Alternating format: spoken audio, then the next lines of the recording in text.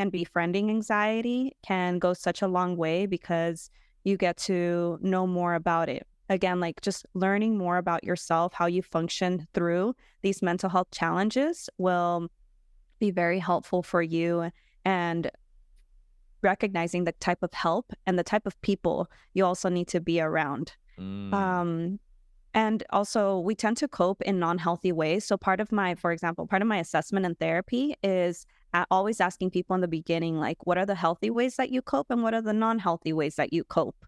Because both of those are normal. When we are experiencing high levels of stress or anxiety, maybe you tend to go towards more non-healthy ways. And this can include technology, food, talking to people that, maybe hurt you.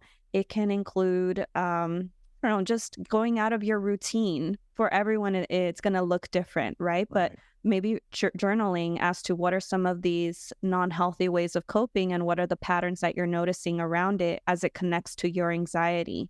If you don't have positive people around you or that you learned, how to cope from, especially from childhood, then you're most likely going to be repeating because those are going to be called learned behaviors. We learn behaviors and we repeat those learned behaviors in stressful situations as adults. So there's a lot of rewiring kind of that is needed. But at the premise of this are two important things for anxiety. And one that is going to be paying attention to your somatics. So to your body, the way that your body is responding to anxiety.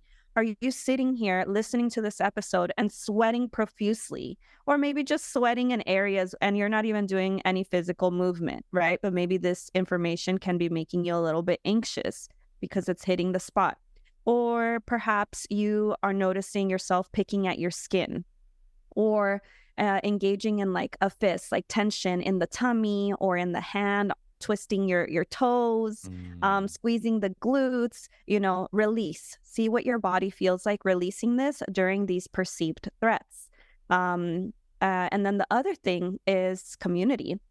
Being around community, whether that is through support groups or, again, like a good source of friendships that accept you for who you are and don't pressure you, but rather educate you or just tend to you the way that you need to. And I'm really big on teaching people to give disclaimers. So if you're going to vent, if you're going to talk to somebody, start off with telling them what you need from them versus getting disappointed later on. So if you want to start off by telling them, hey, today I'm going to vent to you about something, but I just need a lending ear. I just need your shoulder to cry on. No tips or no advice, please.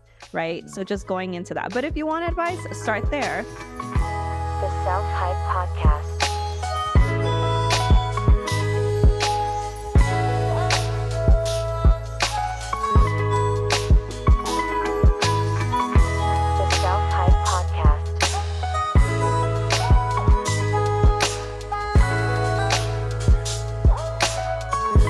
Self-Hype Podcast.